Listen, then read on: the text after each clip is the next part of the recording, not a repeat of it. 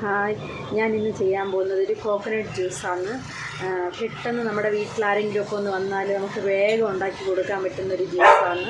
ഇതിന് എന്തൊക്കെ ഇൻഗ്രീഡിയൻസാണ് വേണ്ടതെന്ന് ഞാൻ കാണിക്കാം. തേങ്ങ, ഐസ് ക്യൂബ്, ഷുഗർ, ഇഞ്ചി, ഏലക്ക ഇത്രയും എടുത്തിട്ട് നല്ലവണ്ണം ഒന്ന് അരച്ചെടുക്കുക. ആവശ്യത്തിന് വെള്ളവും കൂടെ ചേർക്കുക. ഇത്രയും നല്ലവണ്ണം ഒന്ന് അരച്ചെടുത്തതിന് ശേഷം ഫിൽട്ടർ ചെയ്തെടുക്കുക. ഫിൽട്ടർ ചെയ്തതിന് ശേഷം ആവശ്യത്തിന് ഐസ് ക്യൂബ്, പിന്നെ കുറച്ച് സജ്ജ സീഡ്സ് ഇത്രയായിട്ട് നല്ലവണ്ണം ഒന്ന് കലക്കുക.